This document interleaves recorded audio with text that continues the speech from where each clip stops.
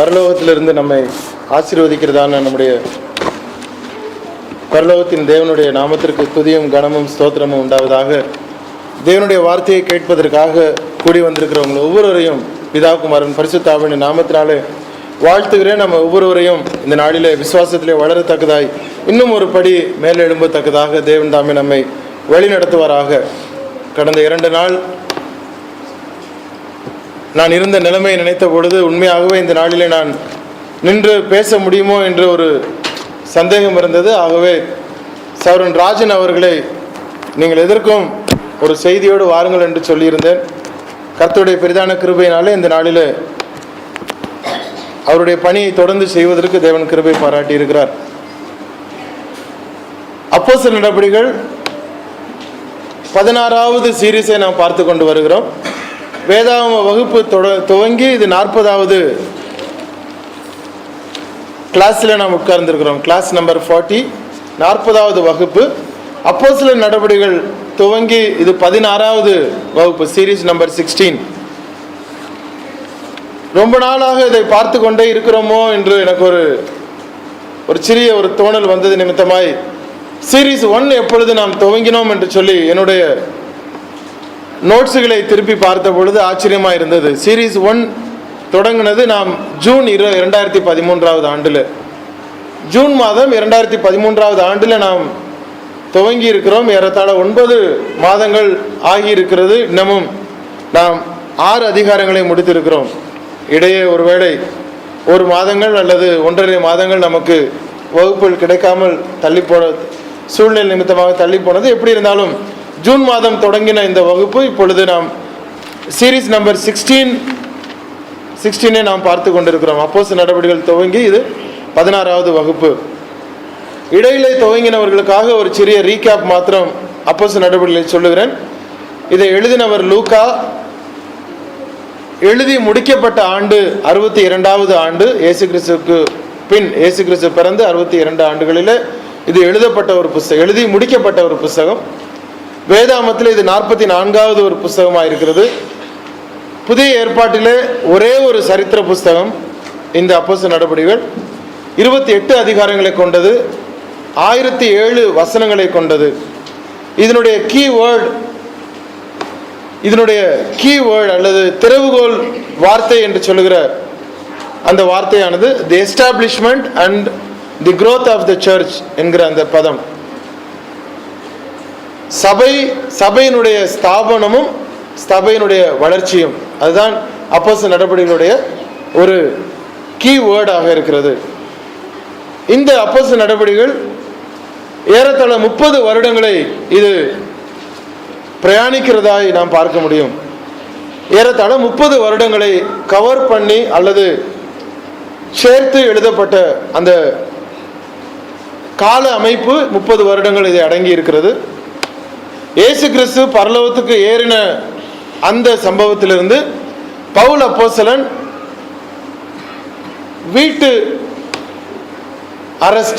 வீடுகளில் சிறை வைக்கப்பட்ட அந்த சம்பவம் வரைக்கும் இது பிரயாணிக்கிறதா இருக்கிறது. ஏறத்தாழ 32 வருடங்கள் அதை கவர் பண்ணுகிற ஒரு காரியங்களாக நாம் பார்க்க முடியும்.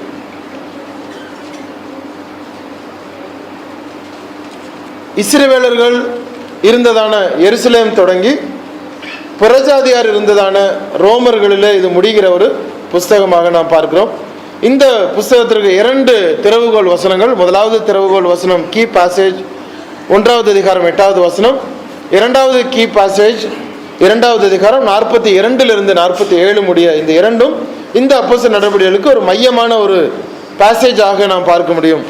இந்த முழு 28 அதிகாரத்திற்கும் கீ சாப்டர் என்று எடுக்கிறோம் என்று சொன்னால் அது 2வது அதிகாரத்தை மையமாக வேதாகம வல்லுநர்கள் அதை வைத்திருக்கிறார்கள். அதனுடைய மொத்த கருத்தையும் 2வது அதிகாரத்திலே மையமாக வைக்க முடியும் என்று அதை சொல்லுகிறார்கள். சரி, கடந்த வகுப்பிலே நாம் அப்போஸ்தலர் நடபடிகள் 6வது அதிகாரத்தை முடிவுக்கு நாம் கடைசி வசனத்தை முடித்து நாம் பார்த்தோம். முக்கியமாக ஸ்தேவான் மற்ற ஜனங்களில், அதாவது சபை அல்லாத மற்ற இடங்கள், சபையில் அல்லாத மற்ற இடங்களுக்கு சென்று பிரசங்கம் பண்ணினதையும் அந்த ஜனங்கள் இவருடைய பிரசங்கத்திலே சில வார்த்தைகளை கேட்டது நிமித்தமாய் இவரிடத்திலே தர்க்கம் பண்ணுகிற, நாம் நினைப்பது போல விவாதிப்பதற்கோ அவரை சண்டை பண்ணி அவரை அகப்படுத்த வேண்டும் என்கிற நோக்கத்திலே அல்ல, விசாரணை செய்து புரிந்து கொள்ள வேண்டும்.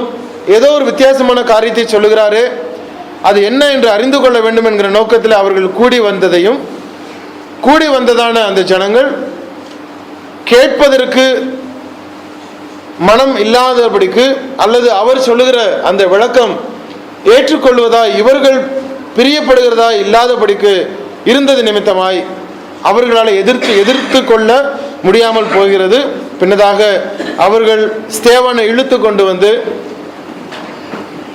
ஜனங்களையும் மூப்பரையும் வேத பாரகரையும் எழுப்பிவிட்டு ஆலோசனை சங்கத்துக்கு முன்பாக அவனை இழுத்து கொண்டு போனார்கள்.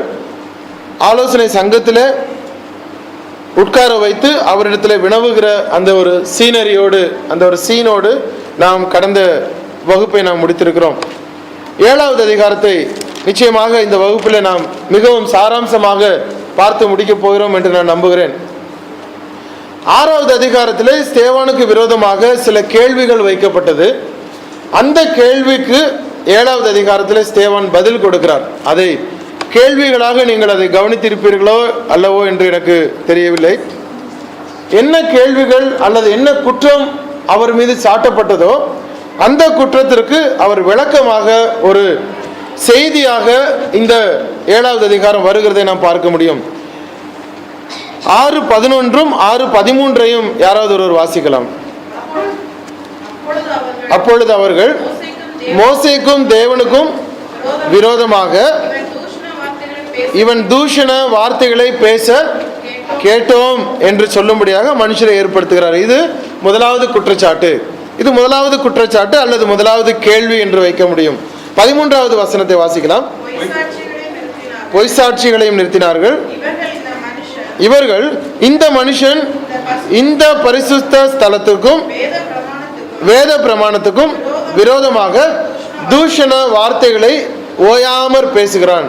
4 விதமான குற்றச்சாட்டுகள் ஸ்தேவானுக்கு விரோதமாக வைக்கப்படுகிறது.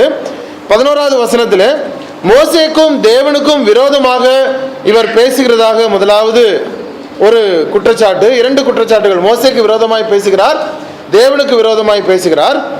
13வது வசனத்தில் நாம் பார்க்கிறோம், அவர் இந்த பரிசுத்த ஸ்தலத்துக்கு விரோதமாய் பேசுகிறார். 4வதாக வேத பிரமாணத்திற்கு விரோதமாய் பேசுகிறார். 4 குற்றங்களை ஸ்தேவானுக்கு விரோதமாக அவர்கள் வைக்கிறதை நாம் பார்க்க முடிகிறது. இந்த 4 காரியங்களுக்கு அவர் இப்பொழுது மறுப்பு சொல்லி அல்லது அவர்களுக்கு விளக்கம் சொல்லி இந்த பிரசங்கம் தொடங்குகிறது. அது 7வது அதிகாரமாக அது பிரிக்கப்பட்டிருக்கிறதை நாம் பார்க்க முடியும். யாருக்கு முன்பதாக அவர் பிரசங்கம் பண்ணுகிறார் அல்லது யாருக்கு முன்பதாக இந்த விளக்கத்தை வைக்கிறார்? பிரதான ஆசாரியனுக்கு அவருக்கு அட்ரஸ் பண்ணுகிறார். ஆலோசனை சங்கத்துக்கு முன்னதாக நின்றிருந்தாலும் அட்ரஸ் பண்ணுகிறது யாருக்கு? பிரதான ஆசாரியனுக்கு. 6:15 நாம் பார்க்கிறோம், ஆலோசனை சங்கத்தில் உட்கார்ந்திருந்த அனைவரும் அவன் மேல் கண்ணோக்கமாயிருந்து அவன் முகம் தேவ தூதன் முகம் போல் இருக்க கண்டார்கள். 7வது அதிகாரம் 1வது வசனம், பிரதான ஆசாரியன் அவனை நோக்கி காரியம் இப்படியா இருக்கிறது என்று கேட்டான். அதற்கு அவன் அப்படின்னு சொல்லி அவர் தொடங்குகிறார். யாரை வைத்து தொடங்குகிறார்? பிரதான ஆசாரியனுக்கு அவர் அட்ரஸ் பண்ணுகிறார். ஒரு சின்ன ஒரு சீன் நம்ம ஞாபகத்தில் வைக்கணும்.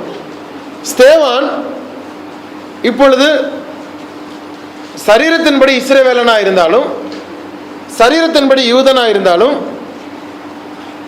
பழைய ஏற்பாட்டின்படி அவருடைய கொள்கை கிடையாது. இப்பொழுது அவர் ஒரு கிறிஸ்தவன். இப்பொழுது அவர் நம்மை போல ஒரு கிறிஸ்தவன். யூதர் தான், சரீரத்தின்படி யூதர், சரீரத்தின்படி அவர் இஸ்ரவேலன். ஒரு காலத்திலே அவர் நியாயப்பிரமாணத்திற்கு கீழ்பட்டிருந்த ஒரு மனுஷன்.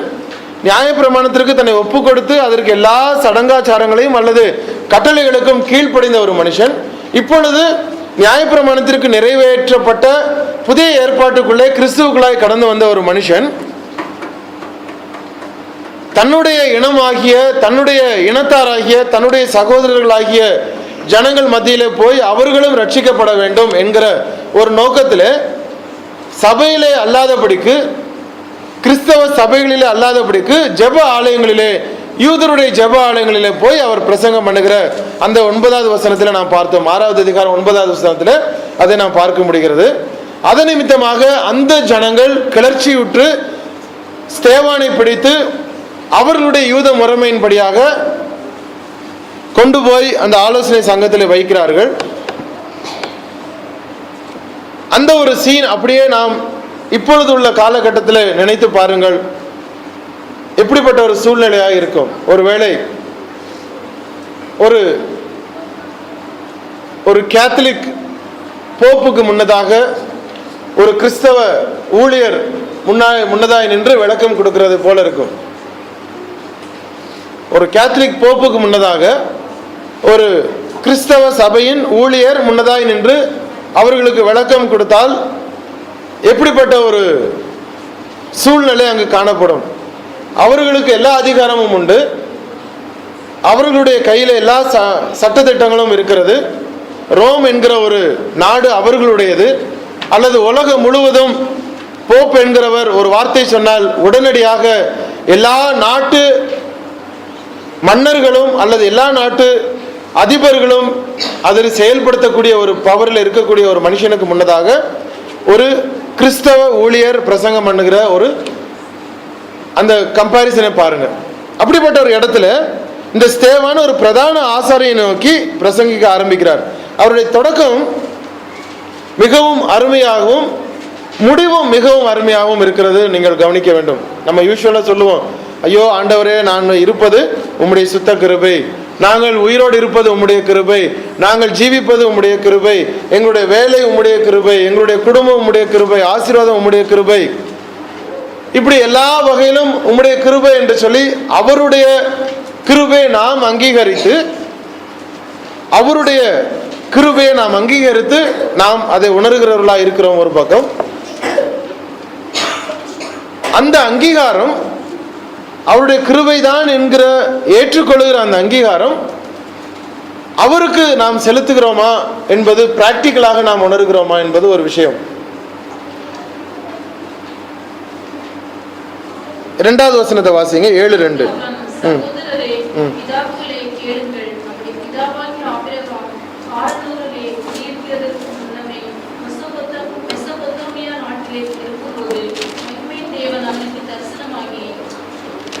அடுத்தது 53வது வசனத்தை வாசிங்க.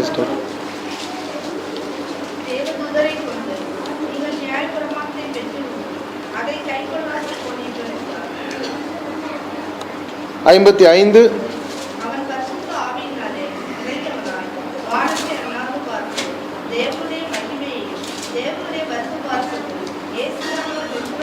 அவருடைய தொடக்கமும் முடிவும் ஒரு சம்பந்தம் அதில் வருகிறது. தொடக்கம் 2வது வசனத்திலேயும் முடிவு 55வது வசனத்திலேயும் வருகிறது. தமிழாக்கம் முன்னுக்கும் பின்னுக்கும் மாறுதலா இருக்கிறது. அவருடைய தொடக்கம் மகிமையின் தேவன் என்று சொல்லி ஆரம்பித்து தேவனுடைய மகிமை என்று முடிகிற அவருடைய பிரசங்கமாக இருக்கிறது. அவருடைய தொடக்கம் எப்படி இருக்கிறது? மகிமையின் தேவன். இப்பொழுது இந்த 2வது வசனத்தை நான் வாசிக்கிறேன். சகோதரரே, பிதாக்களை கேளுங்கள். நம்முடைய பிதாவாகி ஆபிரகாம் காரான் ஊரிலே இருக்கிறதற்கு முன்னமே மெசொப்பொத்தேமியா நாட்டில் இருக்கும் பொழுது மகிமையின் தேவன் அவனுக்கு தரிசனமாகி, அல்லது எபிரேய பாஷையில நீங்கள் பார்க்கும் பொழுது மகிமையின் தேவன் ஆபிரகாமுக்கு தரிசனமாகி என்று தொடங்கி முடியும் பொழுது 55வது வசனத்தில் எப்படி முடிகிறது? அவன் பரிசுத்த ஆவியினாலே நிறைந்தவனாய் வானத்தை அண்ணாந்து பார்த்து தேவனுடைய மகிமையை பார்க்கிறதாக அது முடிகிறது. ஒரு யூனிக்னஸ், அதை பர்பஸாக செய்தாரோ அல்லது பழக்கத்திலே செய்தாரோ அல்லது அறியாமல் செய்தாரோ நமக்கு தெரியாது. ஆனால் இந்த சர்மனில ஒரு முக்கியத்துவம் வாய்ந்தது என்னன்னா, மகிமையின் தேவனாலே ஆரம்பித்து தேவனுடைய மகிமையிலே முடிகிறதை நாம் பார்க்க முடியும். பழைய ஏற்பாட்டில் இருக்கக்கூடிய ஜனங்களா இருந்த பொழுதிலும் ஸ்தேவானுக்கு இருந்த ஒரு பாரமும் ஒரு கஷ்டமும், ஸ்தேவானுக்கு இருந்ததான ஒரு பாரமும் ஸ்தேவானுக்கு இருந்ததான ஒரு அந்யோன்யமும் அந்த அட்ரஸிங்ல நாம் பார்க்க முடிகிறது. எப்படி ஆரம்பிக்கிறார்? சகோதரரே, பிதாக்களே என்று சொல்லுகிறார். அவர்கள் சரீரத்தின்படி சகோதரர்கள் தான், சரீரத்தின்படி பிதாக்கள் தான். அவர்கள் உறவின்படி அவர்கள் பிதாக்கள், சரீரத்தின்படி சகோதரர்களா இருக்கிறார்கள். ஆகவே 2 பேரையும் அவர் அட்ரஸ் பண்ணுகிறார். அங்க இருக்கக்கூடிய பிரதான ஆசாரியர்கள், அங்க இருக்கக்கூடிய அங்க இருக்கக்கூடிய மூப்பர்கள், அங்க இருக்கக்கூடிய ஜனங்கள் ஒவ்வொருவரும் இந்த ஸ்தேவானுக்கு உறவு முறையினர், அவர்களுடைய ஜனங்களா இருக்கிறார்கள். அவர்களை பார்த்து அவர் தொடங்குகிறார், சகோதரரே பிதாக்களே கேளுங்கள் என்று சொல்லிதான் அந்த பிரசங்கத்தை அல்லது அவருடைய அந்த விளக்கத்தை அவர் தொடங்குறதை நாம் பார்க்க முடியும்.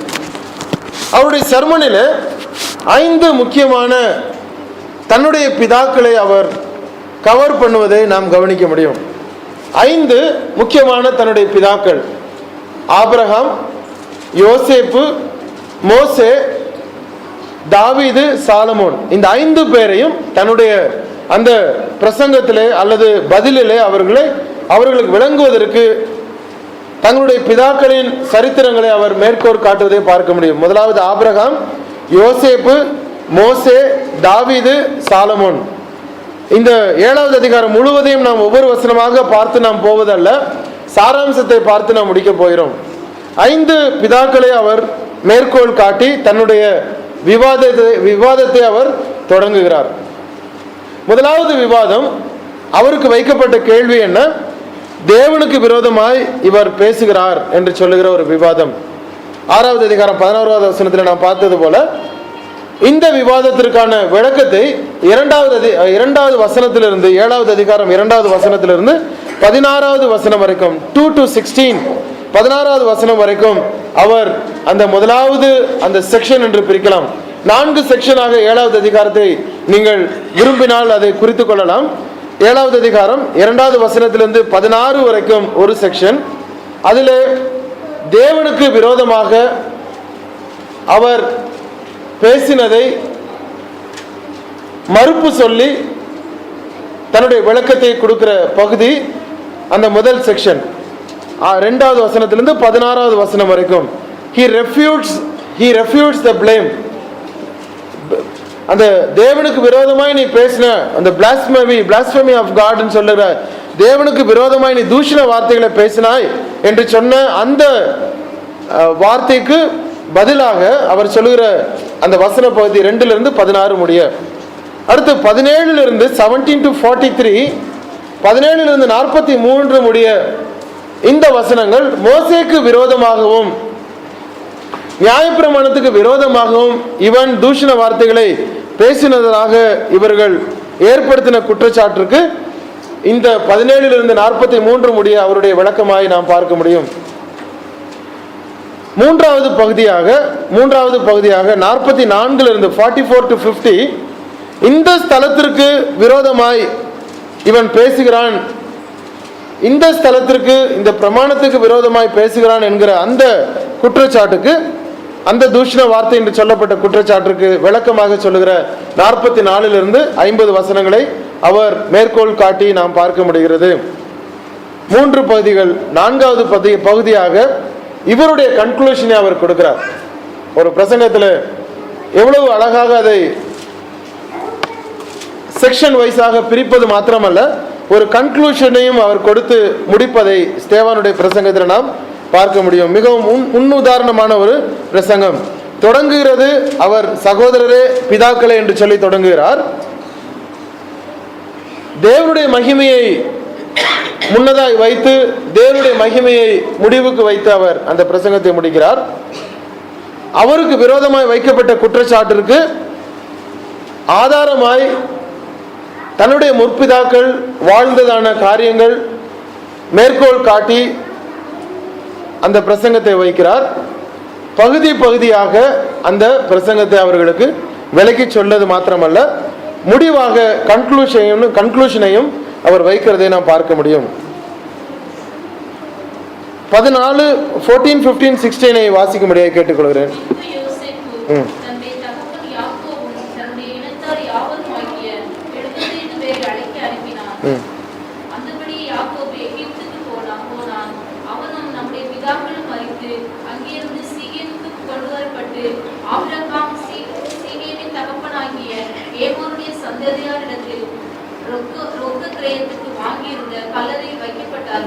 ஆபிரகாம் அழைக்கப்பட்டவர் தான். ஆபிரகாம் விசுவாசத்தின் தகப்பன். ஆபிரகாமுக்கு தேவன் ஒரு மிஷனை கொடுத்திருந்தார். தேவன் என்ன காரியத்தை ஆபிரகாமுக்கு கொடுத்திருந்தாரோ அதை அவர் நிறைவேற்றினார். மறுபடியும் அவர் கல்லறைக்கு போய் வைக்கப்பட்டார் என்கிற ஒரு செய்தியை அவர் அங்கு ஒரு ஃபுல்ஃபில் பண்ணுகிறார். யாருக்கு விரோதமாய் நீ பேசுகிறாய்? மோசேக்கு விரோதமாய் நீ பேசினாய் என்று அவர்கள் குற்றம் சாட்டுகிறார்கள்.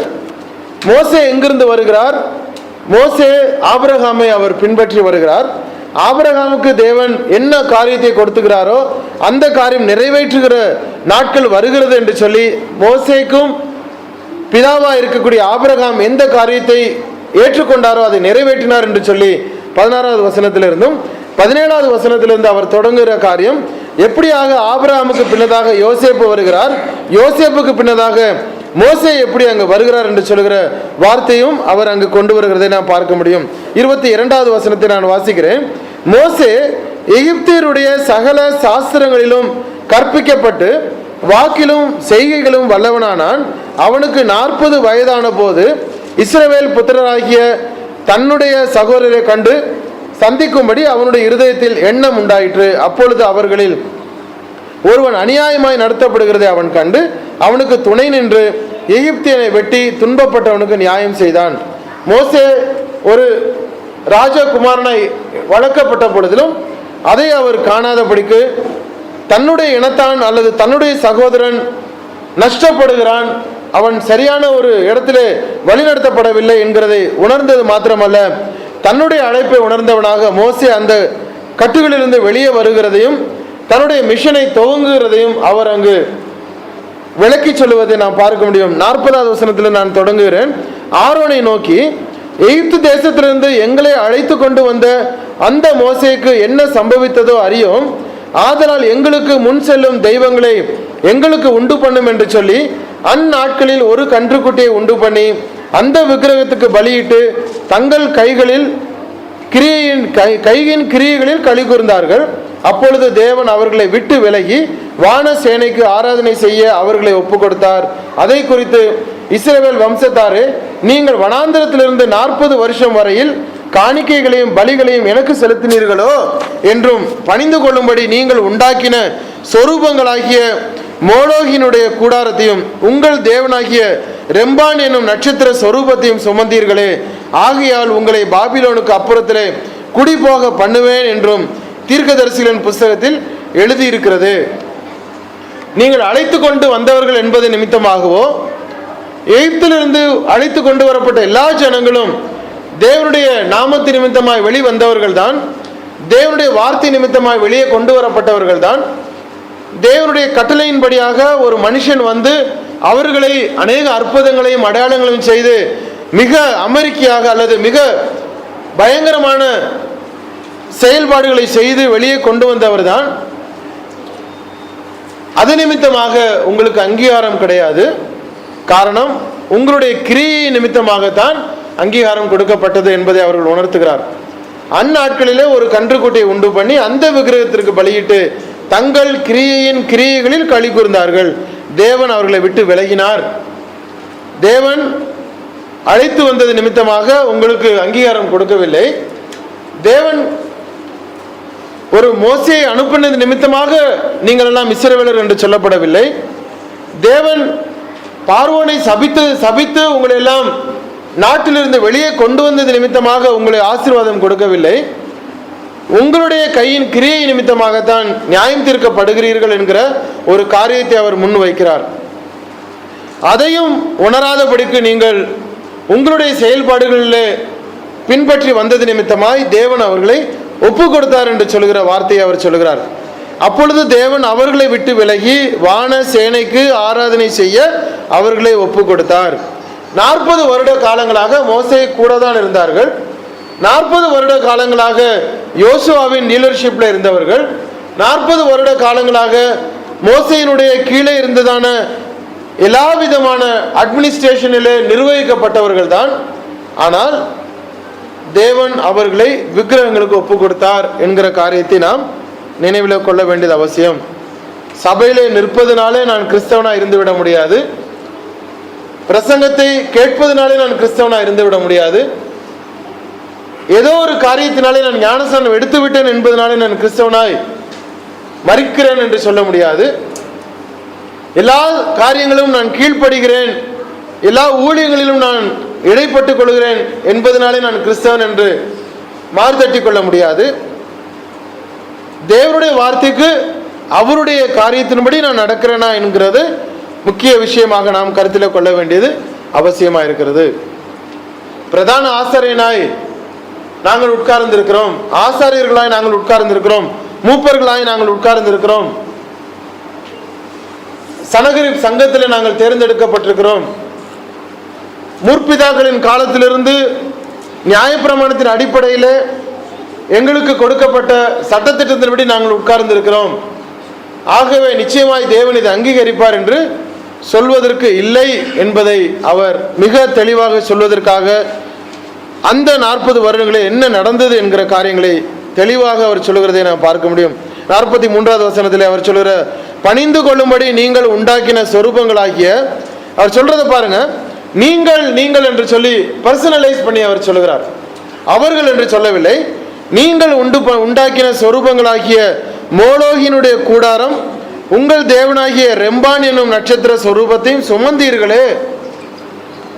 அந்த பாலைவனத்தில், அவ்வளவு பெரிய பாலைவனத்தில் இதுவும் நடந்து கொண்டிருந்திருக்கிறது. அந்த ஜனங்களும் இவ்வளவு வழிநடத்தப்பட்ட பொழுதிலும் தேவனுக்கு விரோதமாக இருந்திருக்கிறார்கள். அப்பொழுதும் தேவன் பொறுமையாக இருந்திருக்கிறார் என்பதை நாம் நினைவில் கொள்ள வேண்டும். முடிவு அவர்களுக்கு நல்லதாய் முடியவில்லை.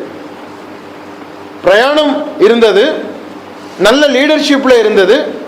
ஒவ்வொரு முறையும் தேவனே நேரடியாக பிரசங்கம் கொடுத்து மோசையின் மூலமாக ஆலோசனையை கொடுத்து வருகிறார். வானத்தின் மன்னாவை சாப்பிட்டு கொண்டு வருகிறார்கள், சுகமாக வாழ்ந்து கொண்டிருக்கிறார்கள். எல்லா வகையிலும் ஒன்று நம்ம நினைக்கிறோம், அது எனக்கு மன்னாவை எடுத்து எப்படி சாப்பிட்டாங்க தெரியுமா? ஞாபகம் இருக்கா? மன்னாவை எடுத்து எப்படி சாப்பிட்டாங்க? தெரியுது? ஆமா, அப்புறம்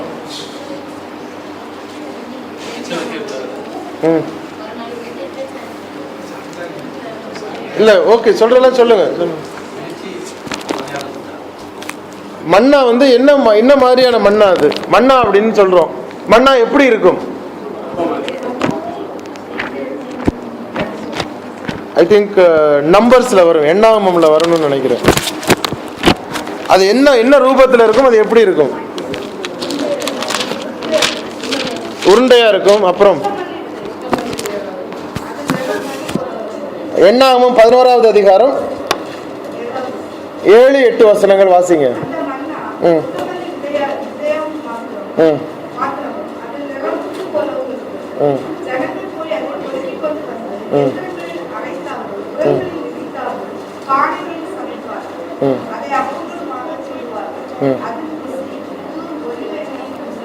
மண்ணாங்கிறது மேல இருந்து ஒரு ரெடிமேடு, ஒரு குபூஸ் மாதிரியோ ஒரு ரெடிமேடு சப்பாத்தி மாதிரியோ வந்தானே அவங்க அப்படியே கண்ணு முடிச்சோன்னா பல்ல விளக்கிட்டு அப்படியே எடுத்து சாப்பிட்றது மாதிரி தேவனை கொடுக்கவே கிடையாது.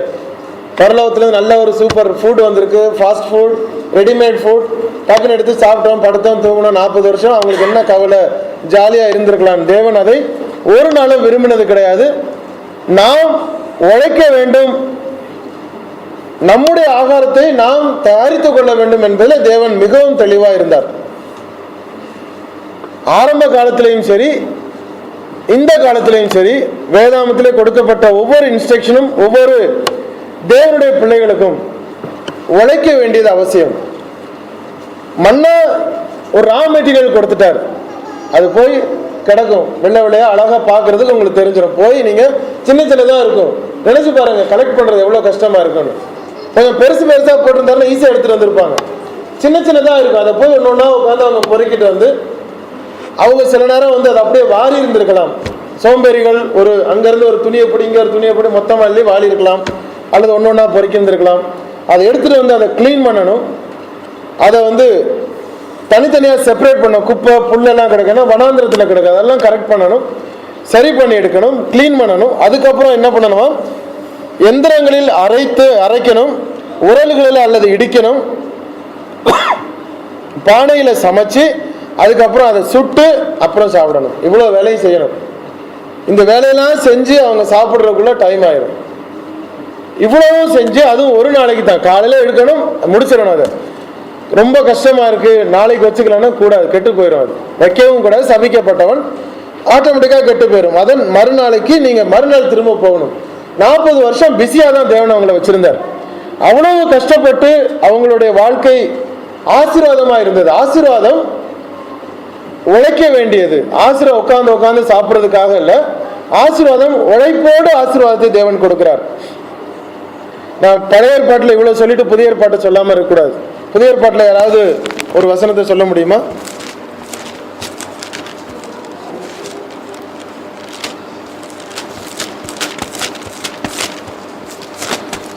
தெசலோனிக்கேயர் புஸ்தகத்துக்கு வாங்க.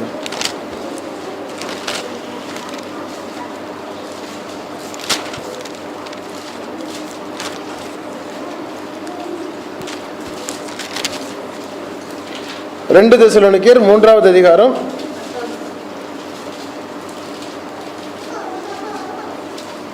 6 10 6 and 10. எங்களிடத்தில் ஏற்றுக்கொண்ட பவுல் சொல்றாரு, தெசலோனிக்கே பட்டணத்துக்கு எழுதுகிறார், எங்களிடத்தில் ஏற்றுக்கொண்ட முறைமையின்படி நடவாமல் நடக்கிற எந்த சகோதரனையும் நீங்கள் விட்டு விட வேண்டும் என்று நம்முடைய கர்த்தராகிய இயேசு கிறிஸ்துவின் நாமத்தினாலே உங்களுக்கு கட்டளையிடுகிறோம். 10வது வசனம். வேலை செய்ய மனதில்லாதிருந்தால் அவன் சாப்பிடவும் கூடாது என்று நாங்கள் உங்களிடத்தில் இருந்தபோது உங்களுக்கு கட்டளையிட்டோமே. 9ஐ வாசிங்க பிரதர். 9. உங்கள் மேல் பாரத்தை வைப்பதற்கான அதிகாரம் எங்களுக்கு இல்லை என்பதனாலே அப்படி செய்யாமல் நீங்கள் எங்களை பின்பற்றும்படிக்கு நாங்கள் உங்களுக்கு மாதிரியா இருக்க வேண்டும் என்று அப்படி செய்தோமாம்.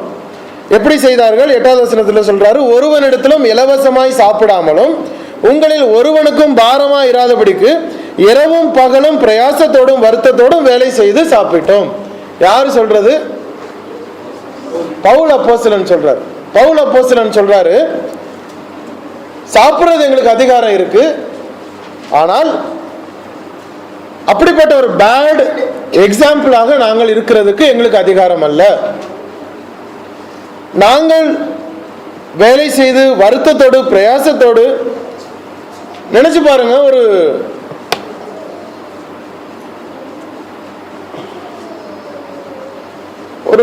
ஒரு மேசன் அல்லது நம்ம கூட பின்றவங்க, பெஸ்ட் கூட பின்றவங்க, கோரப்புல்லாம் பிடிங்கிட்டு வந்து கூட பின்றவங்க அல்லது கோரப்புல்லாம் பிடிங்கிட்டு வந்து பாய் எடுக்கிறவங்க, டெய்லி அதை செஞ்சுட்டு ஒரு பாயை கொண்டு வித்துட்டு அன்னைக்கு அவங்க சாப்பிட்றவங்க, முன்னதாய் நின்று ஒரு 2000 பேருக்கு பிரசங்கம் பண்ணா எப்படி இருக்கும்?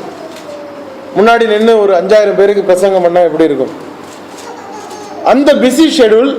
ஒரு பக்கம் அவங்க குடும்பத்துக்கு அவங்க சம்பாதிச்சாகணும். ஒவ்வொரு கட்டிட தொழிலாளிகள் எவ்வளவு கஷ்டப்பட்டு வேலை பார்க்குறாங்க, நம்ம கண்கூட பார்க்குறோம். காலையில் இருந்து நைட்டு வரைக்கும் அவங்க பண்ணுற வேலைகள், கஷ்டப்படுற வேலைகள், வேர்த்து விறுவிறுத்து அவங்க அந்த வேலையை செஞ்சாதான் இன்னைக்கு சம்பளம். வியாதிப்பட்டுட்டாங்கன்னா அவங்களுக்கு சம்பளமும் கிடையாது.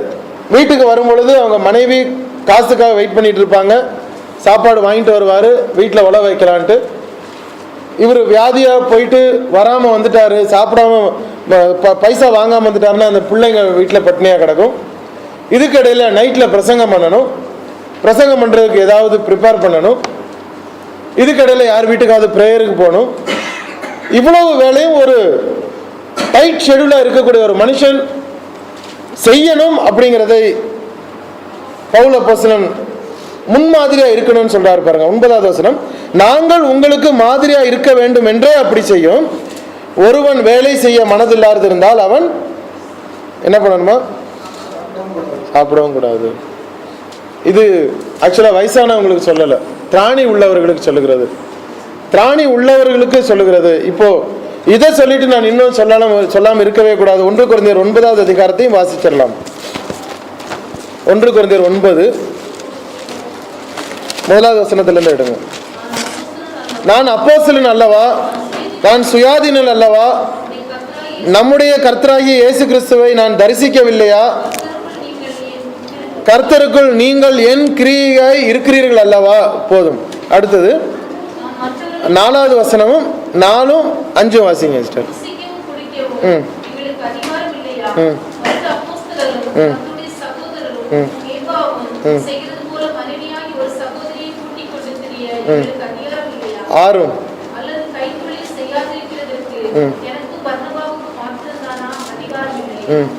7 வாசிங்க.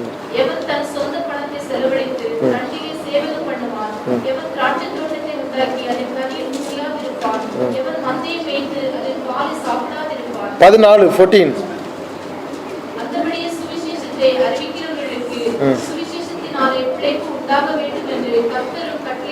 சுவிசேஷத்தை அறிவிக்கிறவர்களுக்கு சுவிசேஷத்தினாலே பிழைப்பு உண்டாக வேண்டும் என்று கர்த்தரும் கட்டளையிட்டு இருக்கிறார்.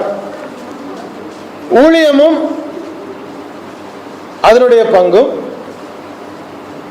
ஊழியம் செய்கிறவர்கள் சபை நிமித்தமாய் போஷிக்கப்பட வேண்டியது கர்த்தருடைய கட்டளையாயிருக்கிறது.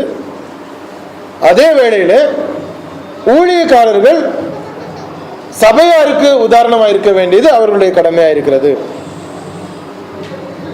திராணி இருக்கும் பொழுது நிச்சயமாய் மற்றவர்களை வழிநடத்த வேண்டியது ஊழியக்காரனுடைய கடமை. திராணி இல்லாத பொழுது நிச்சயமாகவே சபையாருடைய அது கடமையாயிருக்கிறது.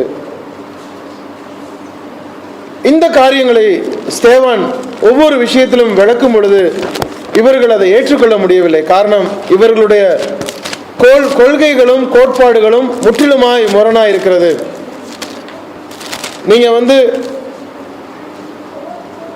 தேவனுடைய ஊழியர்கள் என்று பிரிக்கப்பட்ட ஒரு வம்சம்,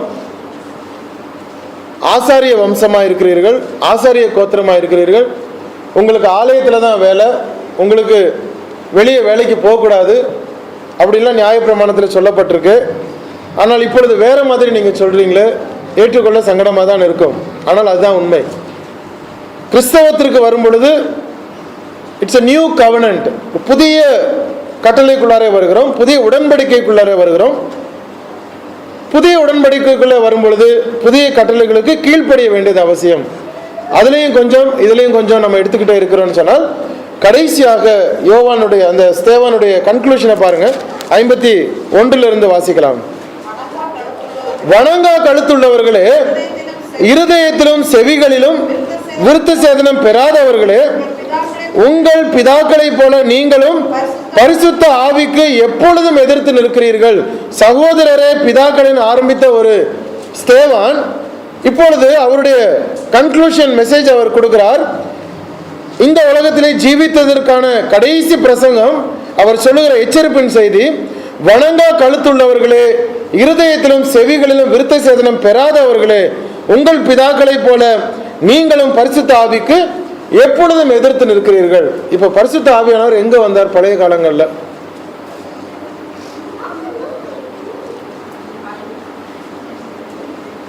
யோவான்ஸ், நான் அந்த டாபிக்ல போல,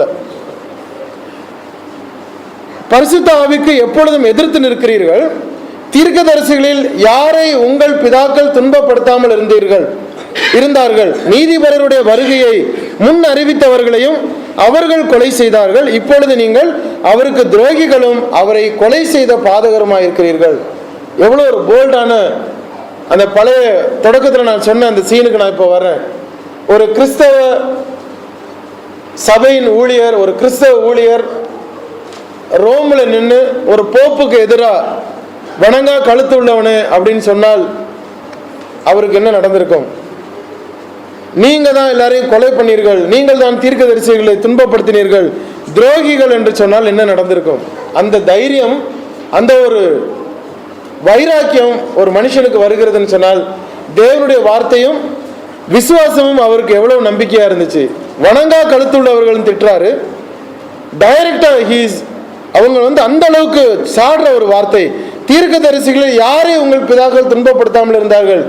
எங்களுடைய பிதாக்கள், சகோதரரை பிதாக்களின் தொடங்கினவர் உங்களுடைய பிதாக்கள் என்று அங்கே வேறுபடுத்துகிறார்.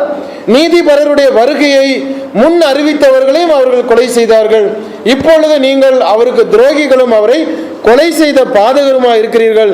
தேவ தூதரை கொண்டு நீங்கள் நியாய பிரமாணத்தை பெற்றிருந்த பொழுதிலும் அதை கை கொள்ளாமற் போனீர்கள் என்று சொல்லி டைரக்டாக அவர் சொல்லுகிற அந்த வார்த்தையை எவ்வளவு தெளிவாய் அவர்களுக்கு புரிய வைக்கிற ஒரு வார்த்தை. ஆனால் அவர்கள் புரிந்து கொள்ள ஏற்றுக்கொள்ள முடியவில்லை. 3 முறை இந்த சனகரிப் சங்கத்திற்கு முன்னதாக இந்த ஸ்தேவானுடைய பிரசங்கத்தோடு சொல்லப்பட்டது. முதலாவது முறை பேதுரு அவருடைய முதல் சர்மனிலே சொல்கிறார். 4வது அதிகாரம் 8லிருந்து 12 வசனங்கள் முடிய அதை பார்க்க முடியும். 2வது முறை இதே சனகரிப் சங்கத்துக்கு முன்னதாக பேதுரு பிரசங்கிக்கிறார். 5வது அதிகாரம் 29லிருந்து 32 வசனம் வரை. 3வது முறையாக இப்பொழுது ஸ்தேவான் மூலமாக அதே சனகரிப் சங்கத்திற்கு இந்த இயேசு கிறிஸ்துவனுடைய ரட்சிப்பை குறித்து, புதிய பிரமாணத்தை குறித்து, நியாய பிரமாணத்தின் முடிவை குறித்து இவர்களுக்கு சொல்லப்படுகிறது. 3 முறையும் அவர்கள் நடந்து கொண்ட முறையை பாருங்கள். முதலாவது முறை பேதுருவுக்கு எதிராக அவர்கள் என்ன பண்ணாங்க? எச்சரிப்பு கொடுத்தாங்க. 4வது அதிகாரம் 17, 21 இருக்கு. முதல் முறை பேதுரு சொன்ன பொழுது பேதுருவை எச்சரித்து அனுப்பினார்கள். 2வது முறை பேதுரு அதே சனகரிப் சங்கத்துக்கு பிரசங்கம் பண்ணும் பொழுது பேதுருவுக்கு பெரும்படி கொடுத்தார்கள். அந்த வசனத்தை மாத்திரம் வாசிங்க. 5வது அதிகாரம் 40வது வசனம். யோசனைக்கு உடன்பட்டு